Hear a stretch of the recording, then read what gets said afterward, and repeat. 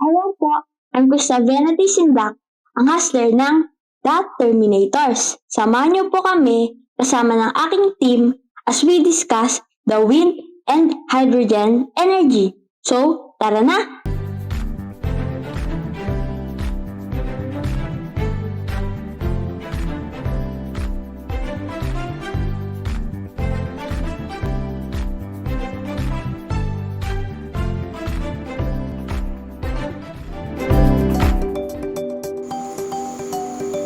Wind energy.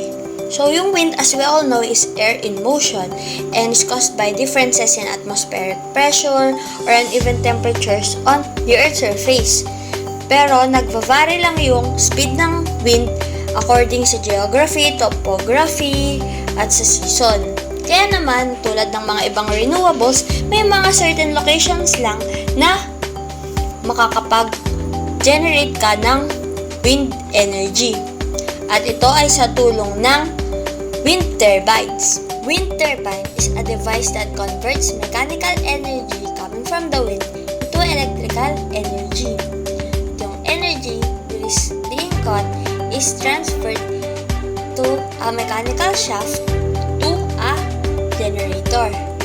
Yung generator, transform niya naman yung energy na ito into electrical energy, which is being transferred into a transformer.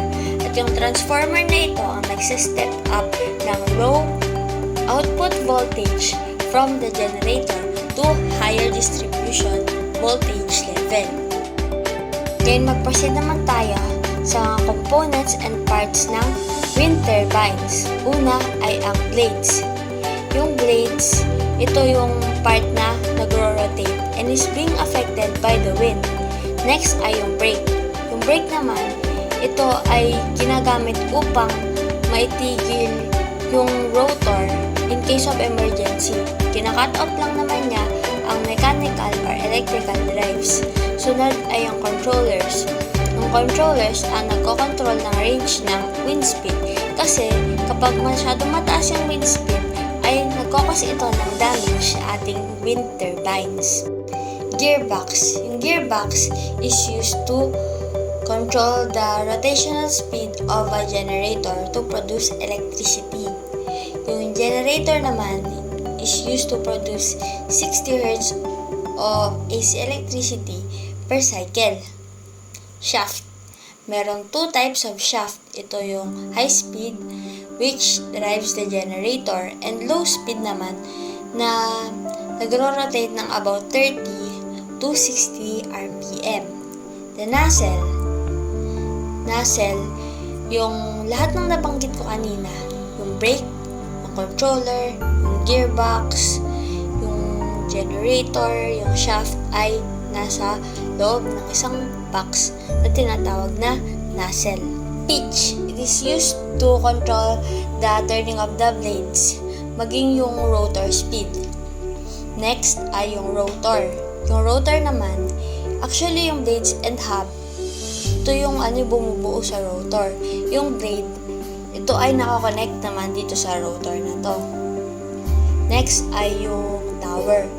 Actually yung speed ng wind, nag-i-increase siya kapag mataas yung tower. Kaya ginagamit nila sa tower yung mga matataas. At para ma-reduce naman yung damage ay yung concrete. Next ay yung yaw drive. Yung yaw drive naman, ito yung ina-adjust niya yung turbine with respect dun sa direction of wind. So, what are the parts of the wind turbine? Ayan, so meron nga, syempre, bawat parts ng ating wind turbine, meron din tong function. So, punta tayo sa first part ng ating wind turbine, which is ito nga, yung blade natin. Ayan, so yung blade natin, Tagalogin natin is yung LC. Yung LC ng ating windmill or wind turbine. Okay, so what is blade? So the blade is the part that rotates due to the force it catches from the wind. So ito yung umiikot. Ito yung umiikot sa ating windmill para ma-convert ang ating wind energy to electricity. Ayan. So paano nga ba na-convert ng ating wind energy to electricity? So by the means of aerodynamics. Ayan, so it is connected to the low speed shaft, ayan, via the hub. The low speed shaft is connected to the gearbox and the gearbox to the generator. So para makapag-produce na tayo ng electricity.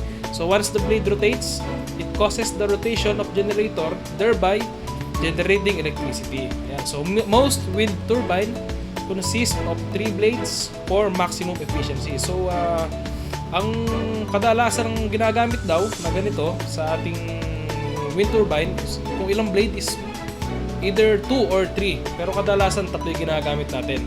So paano nga ba ito nakakasalo ng ating hangin? Meron tong blade design, ma-discuss natin mamaya. So ito ang una nating part, ang ating blade. So punta naman tayo dito sa wind turbine parts and design. So sabi ko nga kanina, ang bawat blade natin is may design to.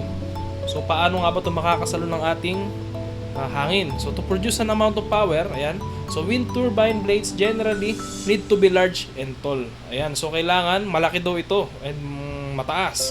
So it is shaped to generate the maximum power from the wind at the minimum cost. So improvements in the design has produced new wind turbine which are more compact, ayan, quieter, and generates more power from less wind. So its length vary at around 50 meters. Ayan, so yung haba niya is 50 meters with a 107 meter, currently the longest from Siemens Gamesa. So sabi ko nga kanina, ang bawat blade natin is merong design kung paano nating masasalo or paano nating hasalubungan yung hangin at para ito ay umikot ng tuloy-tuloy. So ito yung isa sa mga blade design natin. Okay, so just like what I have said earlier, ayan. So sinabi ko na ang nagpapaikot or yung kung paano na-convert ang ating wind energy to electricity is by the means of aerodynamic forces. So mayroon pala tayong dalawang generate na aerodynamic forces. Ito yung lift and drag. Ayan, so this is due to wind and their airfoils. Ayan. So what is lift force? Lift force is perpendicular to the airflow and is in line with blade rotation. Ayan, so ito yung ating lift force. Ayan ang nagagawa. Tapos drag force is in line with the apparent wind direction, which is in opposition of the blade motion. Ayan, so opposite, kasi sinabi dito opposite, ayan, kabaliktaran ng blade motion. So drag increases in proportion to the frontal area of a project facing the wind. So the side, yung gilid, with the most curve generates low air pressure. Ayan, so low lang ang na-generate, while high pressure air pushes on the other side. So this difference in pressure on both sides is actually the reason for blade rotation. Ayan, so ang diferensya daw, yung pagkakaiba sa pressure ng dalawang gilid, ang dahilan kung bakit umiikot yung ating blade sa ating wind turbine. Ayan, so sinabi ko nga dito, para ma-convert natin ang from wind energy to electricity is gumagamit tayo ng aerodynamic force. At ang dalawa naman na yun na generate natin is yung lift and drag. Yan, so dagdag lang natin sa ating blade design. So in addition to its curved design, ayan, twisted and tapered blades further enhance its aerodynamics. So paano nga ba? With the combined effect of twisting, ayan yung palipit kung sinasabi, and tapering the blade along its length improves the angle of attack, increasing speed, efficiency, and lift while reducing drag. So ito ang isang nagagawa pa ng ating twisted and tapered blades. Ayan, so nai-increase yung bilis, efficiency at ating lift motion na sinasabi ko kanina, or lift force. So contrast dito, ayan yung opposite na to, nare-reduce naman na to yung drag motion. So wind turbine blades work by generating lift and drag due to their curved shape. So gumagana nga daw yung wind turbine blades natin. So syempre sa design niya, kung paano niya nakakaya or para umikot ng tuloy-tuloy dahil sa kanyang curve shape. Ayan. So the side with the most curve generates low air pressure. So low air pressure na generate ang gilid na may pinaka-kurba, kumbaga. So while high pressure air beneath pushes on the other side of the blade shape airfoil. Ayan, so airfoil is the cross-sectional shape of an object. Ayan, so this design allows the blade tips of a wind turbine to move faster. Ayan, so than the wind is moving, thus generating more power and higher efficiencies. How do wind turbine blades capture the wind? Kapag tinignan natin yung section view ng isang wind turbine blade, makikita mo na parang kahoy siya ng pakpak ng eroplano. Ngunit higit na magkaiba yung dalawang ito. The shape of the blade is what makes the wind turbine rotate.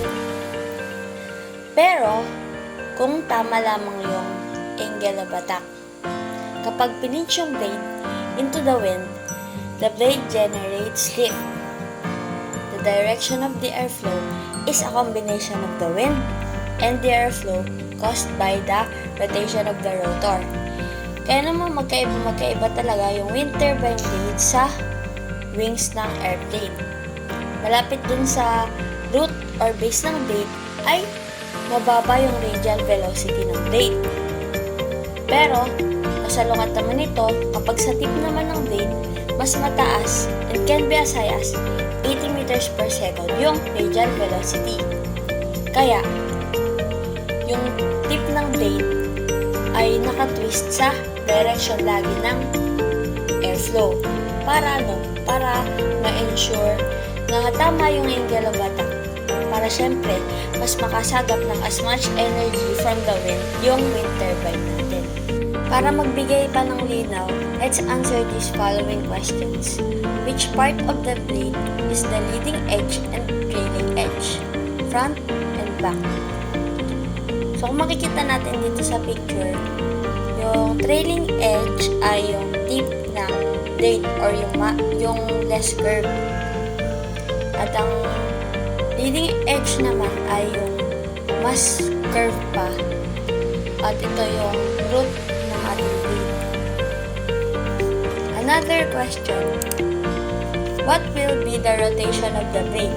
Is it to push to the side that has more curve or push to the side that has less curve? As I've said earlier, yung rotation ng wind is to push to the side that has less curve kasi yung tip or yung trailing edge. Yung tip kasi ng blade na ito ay mas mataas yung radial velocity at kapag nakatwist ito, kailangan lagi itong nakatwist sa direction ng airflow para swak or right yung angle of attack. Wind turbine number blades. So dito naman tayo sa number of blades ng ating wind turbine. So dito makikita natin ano nga ba yung the best na kung ilang blade nga pa ang merong dapat ang wind turbine and kung ano nga po ba, kung paano po ito nagko-function and kung ano po ang dapat natin mga i-consider dito. Because of the obstruction of the blade, air moves at a faster velocity behind the blade than in front of it. Sabi po rito, dahil po sa obstruction ng blade, sa pagkakagawa nito, ang hangin daw po na gumagalaw ay gumagalaw at a faster velocity ay mas mabilis doon sa likod ng blade kumpara po doon sa front ng ating blade or sa harap po ng ating blade. This is what sets the rotation of the blades in motion. Engineers must consider speed and drag in designing the blades to ensure the highest level of efficiency.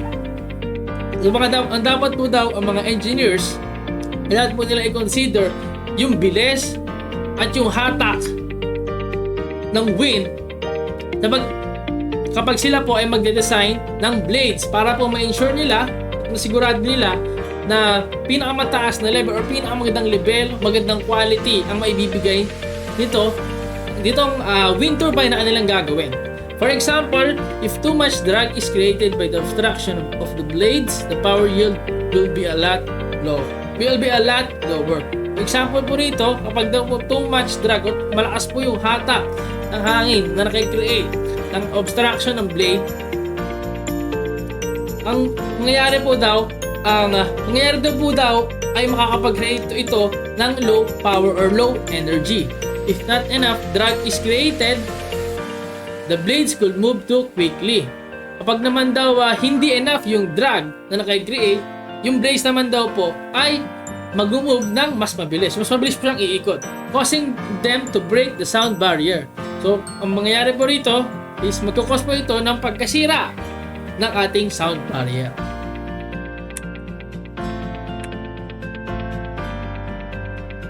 The rule of thumb are the fewer blades, the better. The fewer the blades, the better. Sabi po nito, mas konti yung blades, mas maganda. Hence, there will be less drag and an increase in efficiency. Dahil po, kapag mas konti yung blades, mas maganda siya dahil mas mababawasan po yung drag niya kumpara po sa mas maraming blades. And syempre, mag-i-increase po ito ng efficiency or ng pagka-maayos yung pagkaikot niya. The number of the blade increases the torque and reduces the optimum rotation speed. So now, ang bilang daw po ng blade ay ini-increase niya yung torque. Okay? So torque is ang tawag dito na alala ko is ang unit nito is joules, yan, o work. Yung paggalaw, yung pagga-work ng blade, and reduces the optimum rotation speed. So binabawasan po nito yung rotation or ikot rotation or binabawasan po nito yung bilis ng ikot ng ating blade. Having fewer blades reduces drag. So yan, sabi ko kanina, having fewer blades, pagkaroon may konting blades, mas konti yung drag. So dito po tayo sa pag-isa lang yung blade. So because of the decreased drag, one blade will be the optimum number when it comes to energy yield. So dahil po rito, sabi po rito, dahil na po mabawasan yung drag, one blade na po ay magandang number when it comes to energy yield. However, pero may pagka hindi maganda. One blade could cause the turbine to become unbalanced. So sabi po rito, pag isa lang yung blade, magkakos daw po ito na yung turbine ay hindi balanse. So hindi siya balanse, and this is not practical choice for the stability of the turbine. And dahil nga po rito, hindi daw po itong practical na choice na mag one blade lang para po mapanatili yung stability ng ating turbine. So, yan. Next tayo. Two blade. Two blade naman, at first glance, two-bladed turbine seems like the optimal configuration for a wind turbine. So, sa unang tingin o sa unang makikita natin na yung two-bladed turbines daw ay mukhang maganda na configuration or setup para sa ating wind turbine. Perfectly balanced and with one blade less than a three-bladed turbine. They will generate less drag. So mag-generate sila ng less drag kumpara naman sa tatlo. Siyempre, mas plus pa rin yung one blade. Kaya lang, sabi nga ron, hindi siya, ang wind turbine pag one blade is unbalanced siya. So why aren't all turbines made with two blades? So sabi nito, bakit lahat daw po ng turbines ay hindi gawa sa dalawang blade lang? It has troubles in yawing. Yan, so meron daw po siyang trouble sa yawing. So yaw is when its head or nozzle turns to face the wind. So sabi po rito, ang yaw daw is kapag ito yung head or yung ulo ng ating turbine blade is nagto-turn face to the wind or humaharap sa wind. Okay? So dahil doon, due to an effect called gyroscopic precision. So dahil sa gyroscopic precision, when a two-blade turbine sabi, it decreases a wobble as the blades go from the vertical plane to the horizontal plane. Nag-create daw po ito ng wobble or hindi siya makawag-kawag. Wobble as the blades go mangyayari doon, yung blades pupunta sa vertical plane and pupunta naman sa horizontal plane, which places additional stresses on the mounting bearings.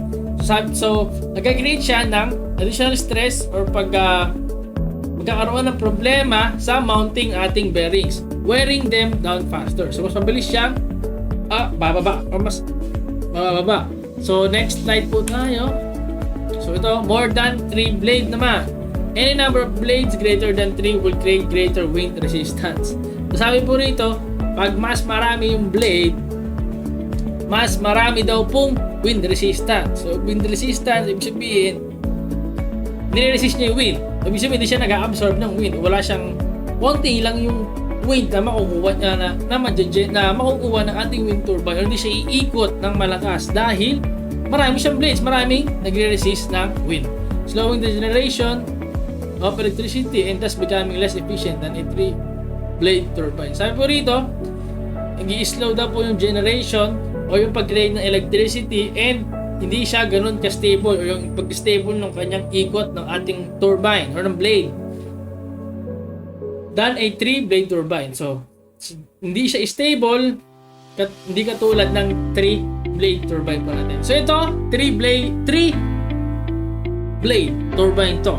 For these reasons, turbines designed with 3 blades are the ideal compromise between high energy yield. So maganda siya pang energy yield para makapag-generate tayo ng malakas na electricity and greater stability. Hindi stabilize siya, hindi siya yung huyugjog or hindi siya yung nagkakaroon ng problema during sa pag-ikot, and durability of the turbine itself. At syempre, durability o yung tibay ng ating turbine or yung mga blades nito. So, the best po nito is dapat 3 blade lang po ang ating wind turbine. So, punta naman tayo sa second na part natin or component ng ating wind turbine, which is the gearbox. Okay, so ano nga ba ang gearbox? According to the wind speed, the relative velocity angle of the wind also changes. Ayan, so kung titingnan natin ang ating bilis ng ating hangin, syempre yung galaw ng hangin is nababago din. Ayan, so a blade tilting mechanism is a sensor coupled parts of the wind turbine which tilts the blade and guarantees a proper alignment of the blades with the relative velocity so that its position is always at the optimum angle of attack. So ano nga ba ginagawa na itong gearbox natin? So ang gearbox, ang primary na ginagawa nito is i-convert niya yung low speed shaft natin, which is niya mabagal ang ikot. Itong nakakonect sa ating rotor, ayan yung low speed shaft. So nasa gitna yung ating gearbox. So i-convert niya yung bilis ng ikot na yun sa high speed shaft para mas bumilis yung ikot. Then yung ating high speed shaft naman ay nakakonect sa generator. So para pagdating sa generator natin, mabilis na yung ikot and makakapag-produce ng electricity ng mas mabilis. So syempre kung kailangan kasi natin ng generator natin is mabilis ang ikot para mas makapag-produce ng electricity. Ayan, so para tuloy-tuloy din. So ang ginagawa ng ating gearbox is kino-convert or mas pinabibilis ang ikot ng ating low speed shaft at dinadala ito papuntang high speed shaft para mas mabilis ang ikot papuntang generator. So ang alam nating wind turbine na design is meron tayong gearbox, pero hindi natin alam meron din pala tayong wind turbine na hindi gumagamit ng gearbox. So ito nga ang tinatawag na direct drive or gearless. So in a direct drive turbine, so there is no gearbox. So tulad yung sinabi ko, walang gearbox na ginagamit dito. So the main shaft spins the generator directly. Ayan, so causing it to spin at the same speed as the turbine blades. So dito, kung ano ang ikot ng ating turbine blades, ayun na ang ikot ng ating generator. Ayan, so comparing to gear type, ayan, the slow rotation and decrease in moving parts of PMDD or the permanent magnet direct drive generator reduces fatigue and stresses on the turbine, resulting in reduced noise and vibration, longer lifetime, and lower cost. Ayan, so ito ang mga disadvantages pag tayo ay gumagamit ng direct drive or gearless. Ayan, so walang masyadong stress ating turbine. Dahil dito, wala siyang masyadong ingay at vibration. Ayan. So mas matagal ang aabutin at mas mura. So an important fact is that due to wind inconsistency, the gear type turbines often operate at partial loads. Ayan. So the efficiency of the PMDD generator excels even in these conditions because it continues working nearly to nominal values. So this design makes suited even in other condition natin. Ayan. So itong direct drive or gearless na to is mas magaan kung ikukumpara natin sa gear type na ating wind turbine. Ito ang isang main advantage kapag tayo gumagamit ng direct drive or yung mga wind turbine na hindi gumagamit ng gearbox. So syempre, kung meron tayong advantage, meron din tayong disadvantage nito. So ano nga ba ang main disadvantage ng ating direct drive or gearless na wind turbine? So one main disadvantage of PMDD is that make up for its slower rotation, more magnets are added. So mas maraming magnet ang nilalagay to create the required frequency and power. So syempre parang kung ano ang required na bilis ng ikot ng ating blades, kailangan mas maraming magnet. So this increases the diameter of the generator. Ayan, so yung generator natin is lumalaki, which makes it larger and often heavier than gear type wind turbine. So ang isang disadvantage ka nito is mas pinapalaki yung kanyang diameter ng generator. So dahil doon, mas lumalaki, mas bumibigat. Ayan, ang ating direct drive kumpara sa ating gear type, which is typical na ginagamit natin dito. So the cost and weight of the direct drive turbines have prevented it from presenting major competition to the gearbox turbines until recently. So ito ang isang main disadvantage ng ating PMDD or direct drive gearless. So let's proceed to the other parts of the wind turbine. So next is the brake. Ayan, so yung preno natin, the brake system in a wind turbine is a protective device coupled with sensors which automatically stops the rotation of the blades whenever it detects activities that could harm the system during operation. Ayan, so ang ating brake nga isa nandoon sa ating wind turbine para pigilin or automatically napigilin ng ating pag-ikot kung may na-detect itong activity or may masamang pwedeng mangyari. So it harms the system during operation, very high wind speed and vital parts not working, etc. Okay, so ang mga pwedeng ma-detect dito is kapag masyadong mabilis ang ating hangin. Ayan, so kung merong parts na hindi gumagana, ayan, so na-detect ito ng brake. So kapag na-detect, hihinto ang ating operation sa ating wind turbine. Okay, so next, yaw system. So yaw system is a sensor equipped mechanisms consisting primarily of yaw motor, yaw drives, and others. So its function is to automatically rotates the nozzle on top of the tower so that the sets of blades is facing the wind directly at all times. So ano nga ba ang ginagawa ng ating yaw system? So ang yaw system natin, ayan, is ang ating device na kung saan nadidetect nito kung saan yung saan yung hangin, saan mas effective na umikot yung ating blade. So ang yaw system, ayan ang ginagawa niya, na-rotate niya para makakuha tayo ng maximum wind energy para mas umikot ang ating blades. So ito ang primary na ginagawa ng ating yaw system. So it detects its proper direction through the electronic information being fed by the wind vane located at the back. So ayun niya ang ginagawa. Dinedetect niya kung saan ang hangin, meaning mas makakapag-produce tayo ng electricity. Siyempre pag mas mataas ang ating wind energy. So brake and yaw system. Okay, so let's proceed to the last part ng ating wind turbine, which is the tower. Ayan, so wind velocity increases at higher altitude. So this means the taller the tower, the greater electricity it can produce. Okay, so alam naman natin na kapag tayo ay mas umaakyat or mas tumataas, syempre mas makakasagap tayo ng mas maraming hangin. Ayan, so kapag tayo ay nagtatayo ng ating wind turbine, mas kakailangan na syempre mas mataas para makakuha tayo ng mataas na wind energy. Therefore,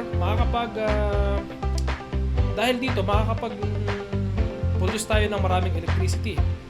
Ayan, so majority of wind turbines are supported by conical tubular steel. Ayan, towers with a height of usually 75 to 110 meters. Ayan, 250 to 370 feet.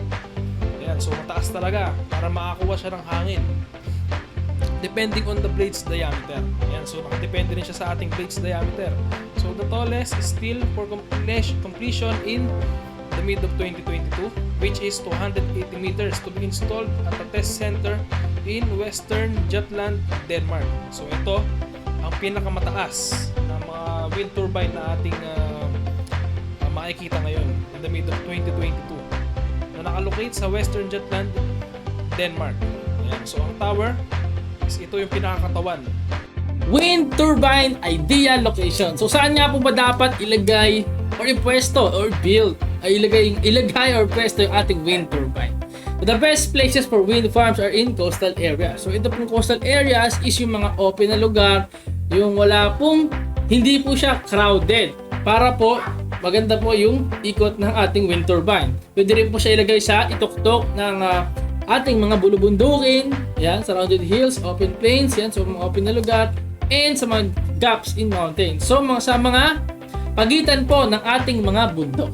Places where the wind is strong and reliable. Para po, dahil po dito sa lugar na ito, itong mga nabanggit na pwede ilagay mga wind turbines, dito po ay malakas yung ating wind, or pag malakas po yung ating wind and maaasahan syempre, mangyari po doon, yung wind turbine po natin, iikot po ng malakas, or iikot po talaga siya na maayos. So some are offshore, so pwede rin po siyang malapit sa ating mga sea.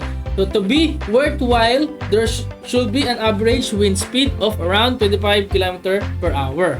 So sabi po rito, para po worth it or worth ang pagtatayo ng wind turbine, ay dapat po ang mag-average to ng wind speed na 25 km per hour. So advantages ng ating wind turbine sa isang location, syempre, ideal location, wind is free. So libre wind is free, wind farms need no fuel. Sabi dito, libre yung hangin. May mga hangin doon sa lugar na yon. So mangyayari dito, hindi na kailangan ng fuel ng ating wind turbine para gumana, or ng ating wind farms. Produces no waste or greenhouse gases. So wala po siyang nagpo-produce na dumi or greenhouse gases na alam natin nakakasira ng ating climate or ng ating mundo. The land beneath can usually still be used for farming. So, syempre, yung land na nandoon na tinatayuan ng wind turbine is pwede pa rin siyang gamitin para po sa pagsasaka. So magagamit pa rin po siya ng ating mga magsasaka. A good method of supplying energy to remote areas. So maganda rin tong method para po makapag-supply ng energy sa mga remote areas po natin. Wind power disadvantages. Unang-una sa lahat, wind is unpredictable. So pabago-bago kasi yung speed ng wind depende sa panahon. Parang yung feelings ng jowa mo sa'yo. Minsan, nag-aalab yung damdamin niya sa'yo. Pero kadalasan, ang cold niya sa'yo.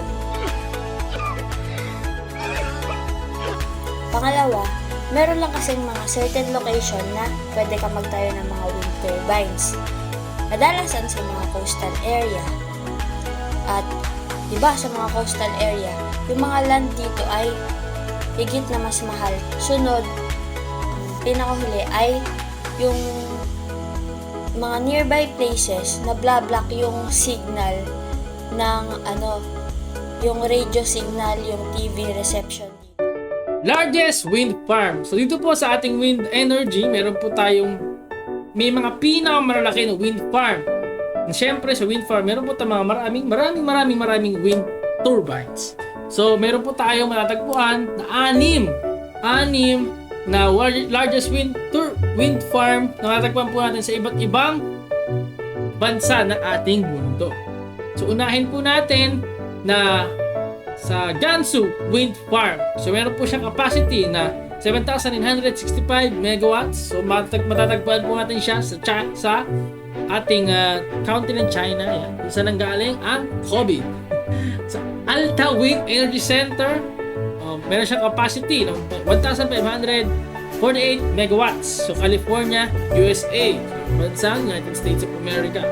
So, susunod is Mupandal Wind Farm. Meron siyang capacity na 1,500 megawatts sa bansang India. Natin siya matatagpuan. And susunod is yung Hornsea Project 1. So, meron siyang capacity na 1,218 megawatts. Matagpuan natin siya sa United Kingdom. Susunod is yung Mark Bigden Wind Farm. Meron siyang capacity 1,120 megawatts. Matagpuan natin siya sa Sweden. Sweden. Hindi alam siya. Jaisalmer Wind Park. Susunod, meron siyang 1,064 capacity ng megawatts sa India. Hindi siya matatagpuan. So sa India ulit. So mapapansin po natin dito na meron po tayong dalawang wind farm sa sa bansang India. So yung Mupandar Wind Farm and Jaisalmer Wind Farm. So dalawa po yung dalawa po yung largest wind farm na matatagpuan sa India. And mapapansin din po natin dito na ang pinakamalaking wind farm pala is yung Gansu Wind Farm. So meron siyang 7,965 ng megawatts na capacity. Eh matatagpuan po natin siya sa country na China. Mapapansin din po natin dito na ang pinakamababa po is yung Jaisalmer Wind Park o yung matatagpuan po natin sa bansang India. The largest wind farm is the Gansu Wind Farm located in western Gansu province in China. Noong 2008, construction began on a 750 kilovolts 80 power line to carry electricity from the wind farm. Tapos nung nag-start talaga to noong August 2009. At noong November 2010 naman ay nakompleto yung first phase ng wind farm na ito, which involves installation of 3,500 wind turbines with an installed capacity of approximately 5,160 megawatts na power. Ngayon, noong 2021 ay 7,000 na wind turbines nang na-install with a current powering capability of 10 gigawatts. Pero yung plano nilang powering capability ay maging 20 gigawatts. So, natapos ito or na-complete ito noong 2021 with an estimated cost of 120 billion Chinese yuan or 17.5 billion dollars. And the project is being built by more than 20 developers. Siyempre, hindi naman magpapahuli yung Pilipinas. Meron ding largest wind farm dito sa Pilipinas. Yung Burgos Wind Farm. Yung Burgos Wind Farm ay merong 150 megawatts na sinusupply na power at ang pinakamalaking wind power project sa buong Southeast Asia. Located dito sa Burgos, Ilocos Norte, Philippines. Ang estimated cost naman ng construction nito ay $450 million US dollars, which was completed in 2015. At ito ay merong 600 hectares. Yung first phase ng project na ito ay is consisted of 29 wind turbines at additional infrastructure pa. Yung sa second phase naman ay nagkaroon ulit ng another 21 turbines. So, yung project kasi, it required exceptional coordination as the second phase was started before the end of the first phase. Yung wind farm na ito nag-generate ng approximately 370 gigawatt hour of electricity a year na makapag-power of more than 2 million households. It offsets approximately 200,000 tons of carbon dioxide emissions annually. At alam niyo ba na yung Burgos Wind Farm ay na-awardan ng 2015 Asia Power Engineering International Best Renewable Energy Project for achieving 5 million safe man-hours without incident. Future of wind energy. Engineers are in the early stages of creating airborne wind turbines. So sabi po nito, ang mga engineers na po or mga engineer natin ay nasa early stage or sa maagang unang stages pa lang na pagkikreate ng ating airborne wind turbines, in which the components are either floated by a gas. So sabi po rito, each components daw po are either floated by a gas. Sabi rito, ang bawat components daw po ng ating airborne wind turbines sa susunod na henerasyon na ating magagawa ng ating future ng ating wind energy ay pwedeng merong floated na gas like helium or use their own aerodynamics to stay high in the air. Okay? So where wind is stronger, so kung saan mas malakas po yung hangin na nakukuha ng ating wind turbines. These systems are being considered for offshore use. So sabi po rito, ang sistema na ito or itong pinaplano ng mga engineers na ito ay gagawin or ilalagay po itong mga wind turbines na ito malapit po sa ating sea or sa mga parts po ng ating tubig, sa ating offshore. Kasi alam po natin na malakas po talaga ang hangin doon. So where it is expensive, yun ang problema, medyo mahal, and difficult to install. And mahirap daw po itong install or mahirap ikabit or itayo. Yan. Conventional wind turbines on tall towers. Install conventional wind turbines. So yun nga po, mahirap i-install itong mga ganito, mga conventional wind turbines sa matataas na towers o matataas na lugar. Hello po, ako po si Elbert Cruz from BSEE 3A. So, ako po ay from the group ng The Terminator. Dito po sa video na ito, ang i-discuss po namin or i-report po namin naman is yung topic po namin na bago dito sa elective na ito. Ito nga po yung tinatawag nating about sa ating hydrogen energy. So, mag-start na po tayo. Yung hydrogen ay ang most abundant element sa buong universe. Hindi ito direct source ng energy, pero isang energy carrier. Energy carriers allow the transport of energy in a usable form from one place to another. Kaya yung hydrogen, isang means siya ng pagsustor ng energy at napaka-useful ito dahil meron itong high energy content per unit of weight.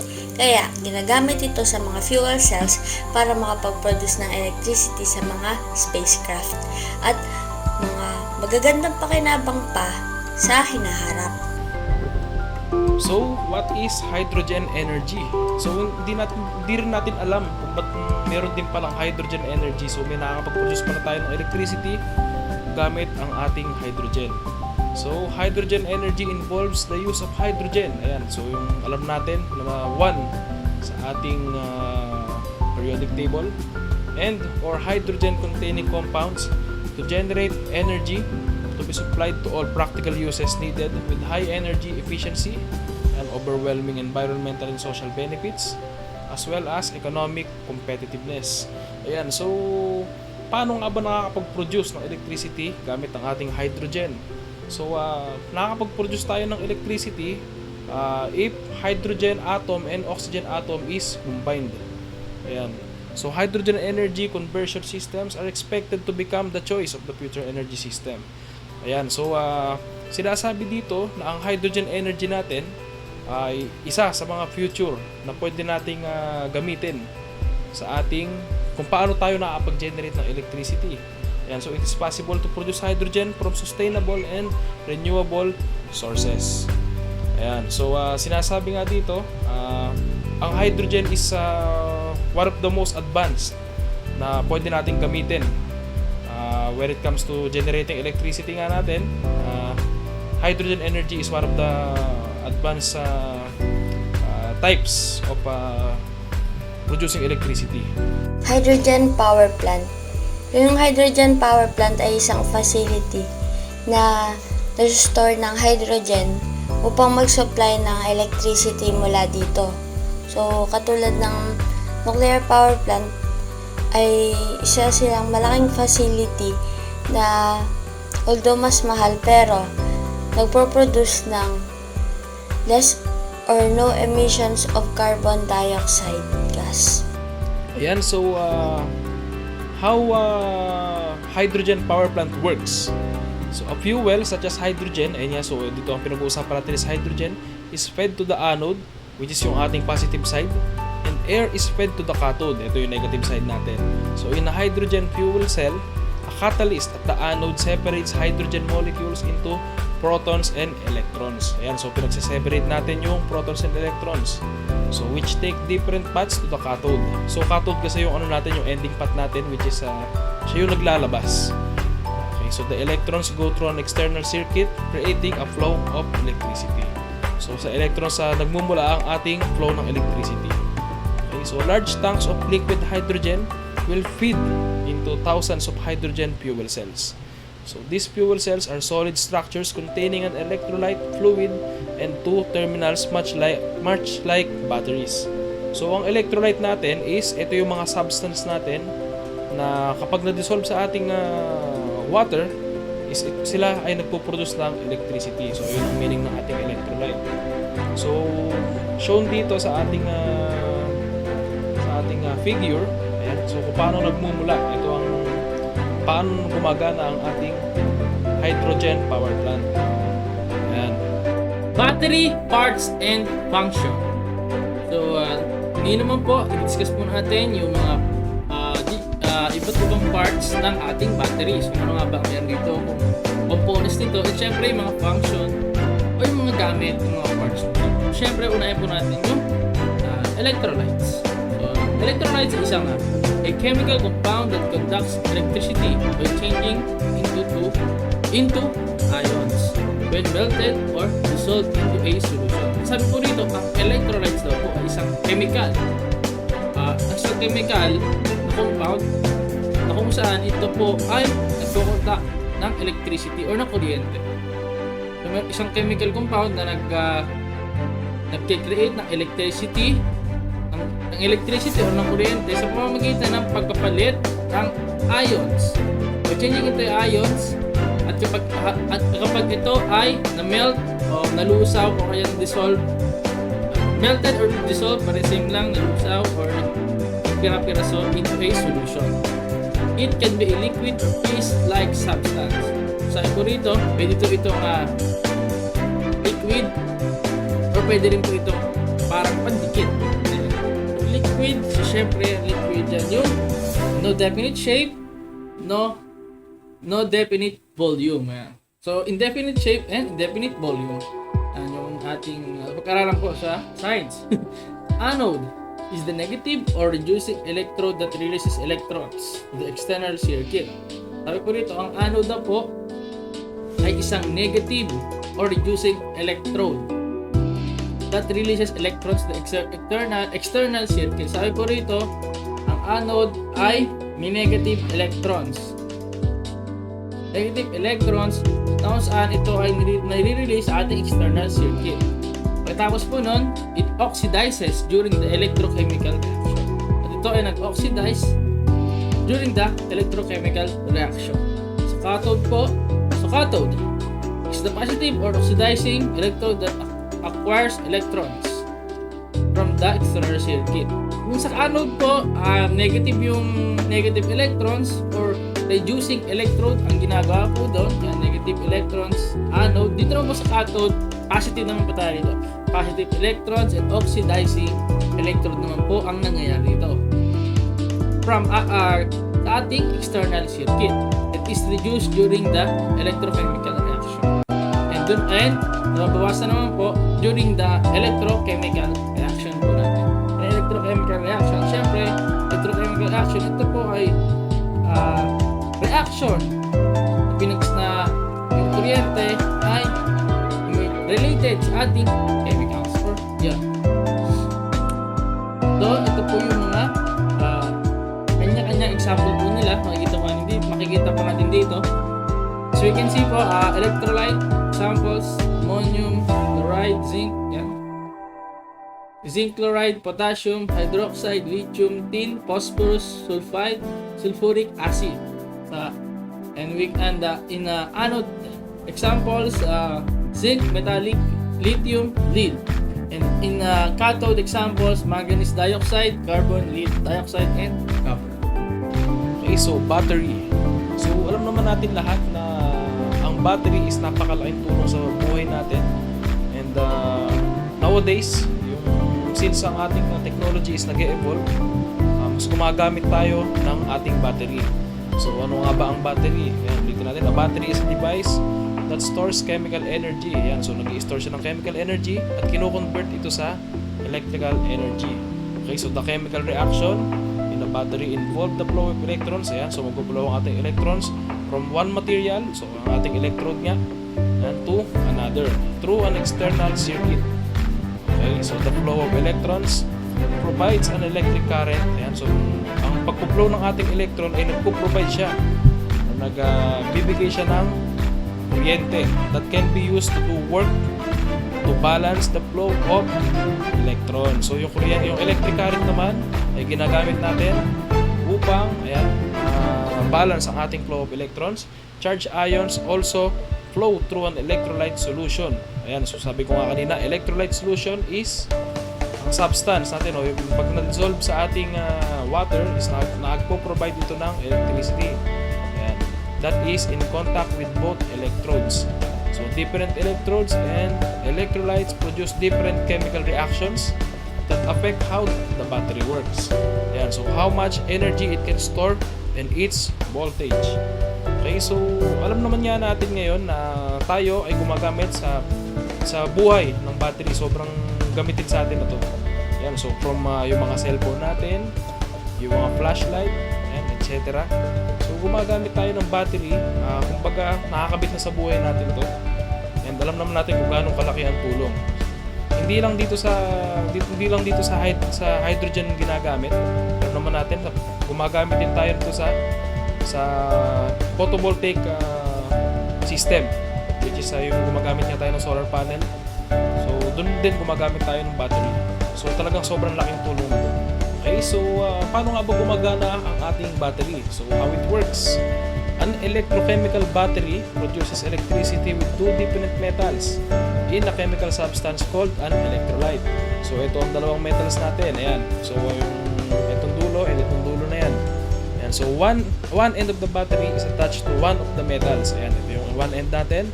And the other end is attached to the other metal. Ito naman sa ilalim natin. So a chemical reaction between the metals and the electrolyte frees more electrons in one metal than it does in the other. So tingnan natin sa figure kung paano nga ba nagpo-flow ang ating electrons.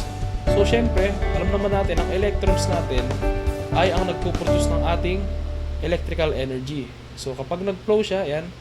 So ang flow niya is conventional, meaning pakanan ang ating flow. Ayan, so positive natin, pababa ng negative, and babalik lang siya. So ito ang load natin. Ayan, for example nga, itong lamp. Ayan, so ang flow niya is conventional. Ayan, so nagpo-flow ang ating negatively charged particles, which is ang ating electrons. Ayan, so ganito ang principle and ganito ang operation ng ating battery. So, what are the chemical reactions sa ating zinc carbon battery? So, ang ating anode or the positive side is zinc. Ayan. And the ating cathode, which is the negative side naman, is manganese dioxide. So, ang electrolyte natin, ayan, which is the substance.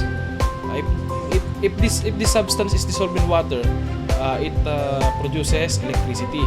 Okay, so ammonium chloride. Ayan, so overall reaction in the cell, ito ang ating reactants, and ito ang ating products.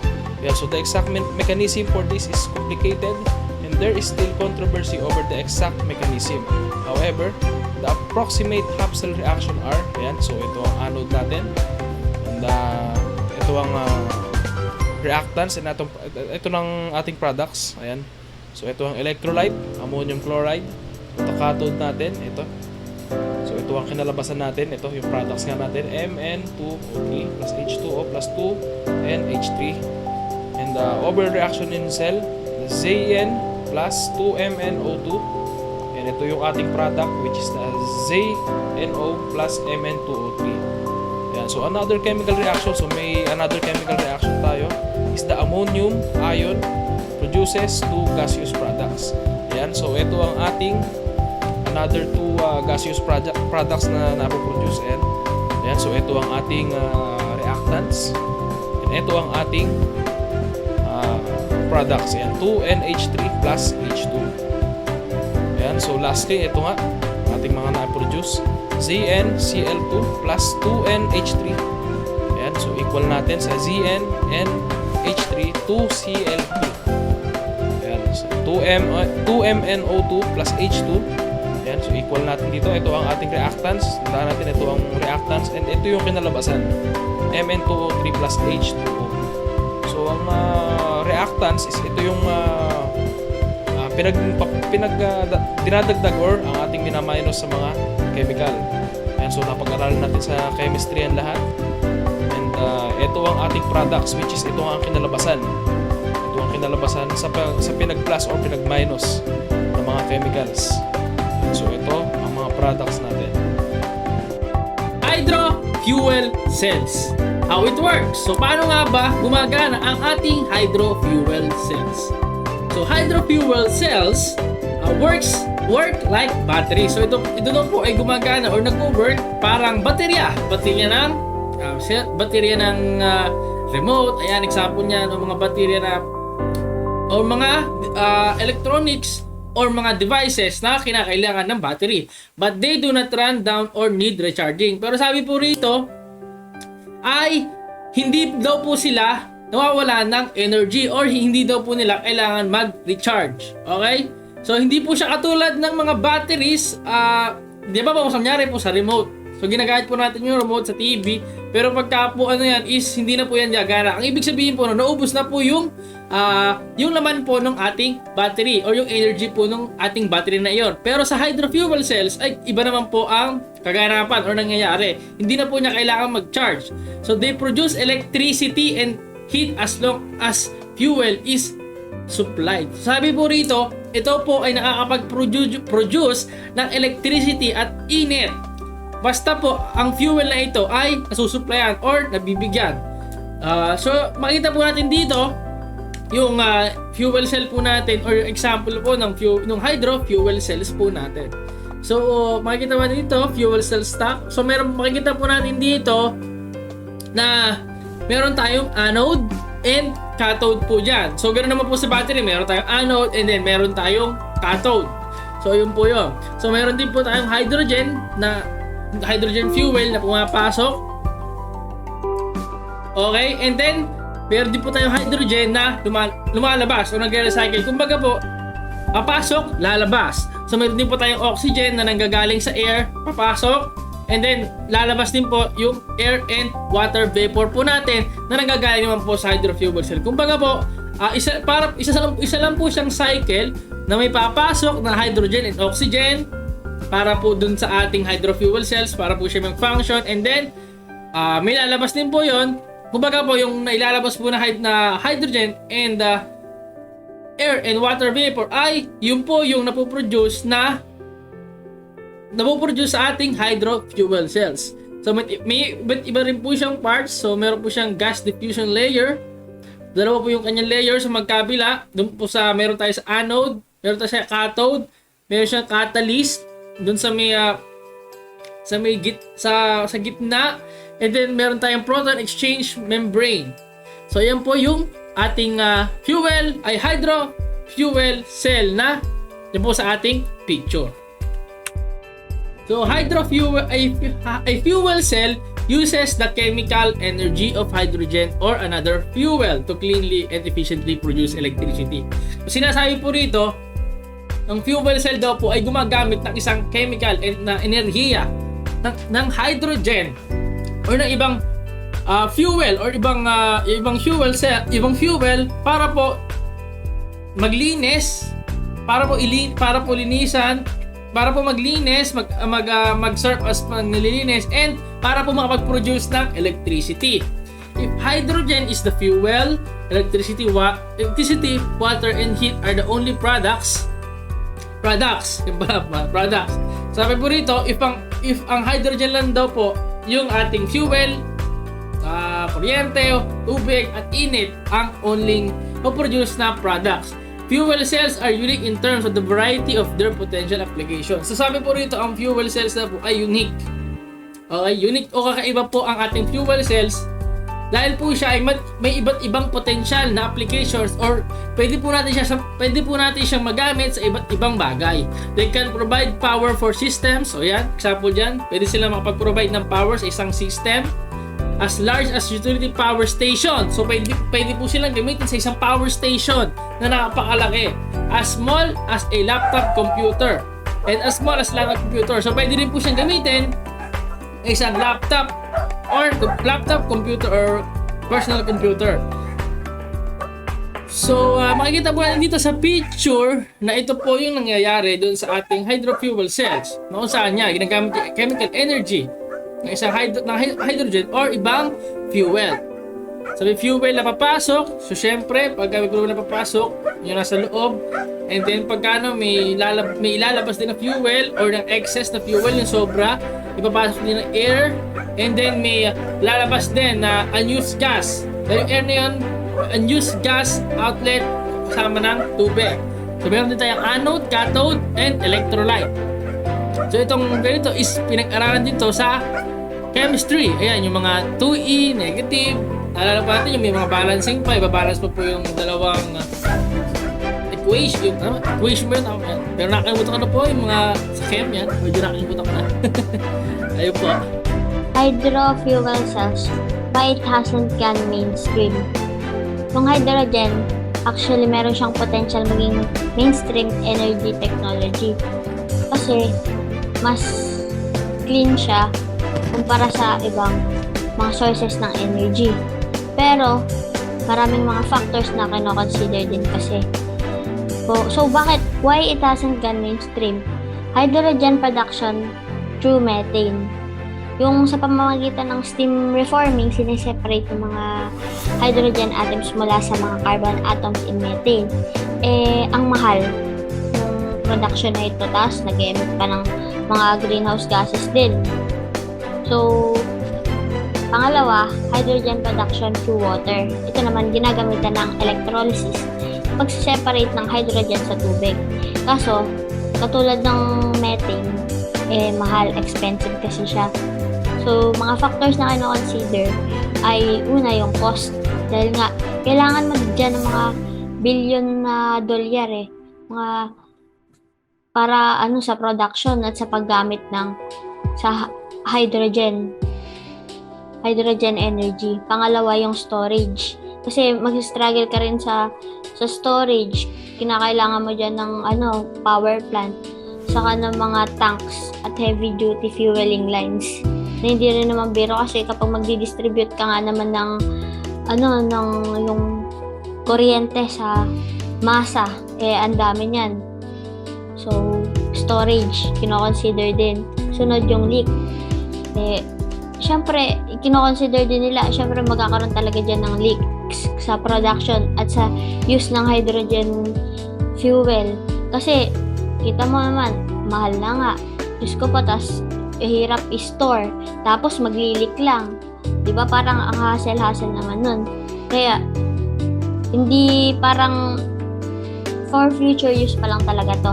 Kinakailangan ng further na study at ma-explore pa nila yung ma-develop pa yung hydrogen energy. Dito naman po tayo sa ating hydrofuel cell, sa kanyang latest development. Ano nga ba yung mga development na latest about dito sa hydrofuel cell na ginagawa ngayon ng iba't ibang engineers po natin or mga ibang experts sa iba't ibang lugar. So meron po tayong unang project, yung Long Range Energy Generation Project. So tawag ito as a first of its kind power plant in the United States. So sabi po rito, nasabi rito na itong project na ito isang kakaibang power plant na matagpuan sa USA. The Long Range Energy Generation Project, a 485 megawatts facility being equipped to run on a mix of natural gas and carbon-free hydrogen. Tapos rito, itong project na ito na Long Range Energy Generation na may 485 megawatts facility ay mayroong kakayahan na mapagpatakbo ng 485 megawatts magpatakbo ng isang mix ng isang natural gas and carbon-free hydrogen. It is nearing completion at the site of a former aluminum smelter on the banks of the Ohio River. And sabi po rito, ito po ay malapit nang matapos. Matatagpuan natin siya sa former aluminum smelter on the banks of the Ohio River. Yan, sa USA. Cleveland, yun. Ohio yun. Yung team po ng basketball. Yan. Ang galing ni The King, LeBron James. Siyempre. The facility first will burn a fuel blend that includes 5% hydrogen in a General Electric cobalt, hydrogen, glass gas turbine. Sabi po rito, itong facility daw po nito, mag-burn ng fuel. at i-blend your fuel na blend saan ito ay mayroong 5% na hydrogen in a General Electric cobalt hydrogen class gas turbine. So yung General Electric cobalt H class gas turbine, yun po ay isang chemical na gagamitin din po din sa posible na yun. So the plant is intended to transition to 100% green hydrogen over the next decade by relying increasingly on renewable energy to power electrolysis machines that slip water into its hydrogen and oxygen elements. So sabi po rito, yung plant daw po ay may nagpaplano na mag-transition or lumipat into 100% green hydrogen sa mga susunod na dekada. Sa pamamagitan ng pagre-rely dun sa ating lumalago ng mga renewable energy para mapag-power na electrolysis machines na kung saan that slip water into hydrogen and oxygen elements. So ito po yung nakita po dito, ito po yung long range energy generation project na ating matatagpuan sa USA or sa Amerika. Yan po siya. Ganda. Other latest development ay ang Siemens Energy. Ito ay isang energy company na naglalayon na mapag-produce ng sustainable, affordable, and reliable na energy. Ngayon, naka-focus sila sa green hydrogen at nagwo-work din naman sila sa blue hydrogen. So, construction begins on the world's largest green hydrogen power plant. Yung Siemens Energy ay mag-ooperate ng unique 170 million euros and will provide 10 megawatts of power during the day at 3 megawatts naman kapag sa gabi. Pero yung kanilang production, eka nga ni Engineer Christian Bro, ang CEO ng Siemens Energy, nasa process pa sila ng development. Kasi sa ngayon, mahal kasi yung green hydrogen. So, mahal yung production, yung mga process. So, kailangan ma-develop pa yung infrastructure, saka yung production ng kanilang company para dito. Pero, they are looking forward to produce sustainable, reliable, and affordable energy gamit yung hydrogen energy. Okay, so now let's proceed to the last part of our video report about hydrogen energy. Okay, so dito naman tayo sa conclusion natin. So hydrogen energy and use technologies are not yet mature unlike conventional technologies. So sinasabi nga dito is hindi pa ito masyadong ginagamit. So unlike conventional technologies, ito meaning na to, yung conventional natin is ito yung mga coals, ayan, yung mga ginagamit natin, yung mga fossil fuels. So however, they offer potentially significant advantages in terms of low or zero emissions and flexibility in fuel sources. Ayan, so kahit na hindi sila katulad ng conventional technologies, so nakakapag-offer sila ng advantages in terms of low or zero emissions nga daw. Ibig sabihin, hindi siya masyadong nakakasira kung sabihin dito. So as immature technologies, costs are high and reliability and durability are not yet proven. Ayan, so sinasabi nga dito, isang disadvantage ng ating hydrogen energy. Ayan, so mahal ito para makapag-produce ka ng energy gamit ng hydrogen. And reliability and durability are not yet proven. Hindi pa to napapatunayan. So next slide natin. So ito nga, naglagay ako ng disadvantages and advantages na to ng hydrogen energy. Sinabi ko nga kanina, first natin sa disadvantages, hydrogen energy is expensive. So, mahal nga ito. Okay, so storage complications. So, mahirap itong i-store. Ayan, mahirap ipunin. It's not the safest source of energy. So, bakit nga ba? Because it is dependent on fossil fuels. So, ano nga ba ang fossil fuels? So, ito, yung mga maglagay magbibigay tayo ng example, yung coals, ayan, yung mga heavy oils natin, na ba't nga ba masama ito? Dahil ito ay nagre-release ng carbon, which is alam naman natin hindi ganun kagandahan sa ating environment. So syempre, kung may disadvantages, meron din tayong advantages.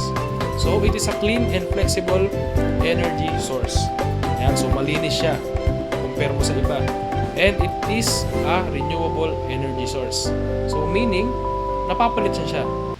Dahil nga tayo ay abundant sa ating hydrogen, ito ang isang advantage pag tayo ay gumagamit ng hydrogen energy.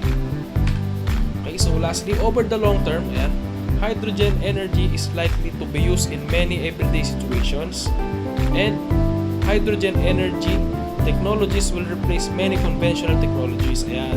So sinabi nga dito, kapag nagtagal-tagal daw, ang ating hydrogen energy ay magagamit madalas sa ating pang-araw-araw na ginagawa. So pwede to, dahil dito, pwede nating mapalitan ang ating conventional technology. So the economics of such hydrogen technologies will improve as they enter widespread use. And the added value of low pollution should further enhance the value of such systems. So sinasabi nga dito, since ito ay nakakapag-produce lang ng low pollution, ito ang magpapaganda or yung magpapadaming, parang magpapadami na gamitin ito yung ating hydrogen energy. So ito ang kagandahan niya, kasi sinasabi dito is low pollution. Ito, ayan, this is our conclusion about hydrogen energy. Thank you po.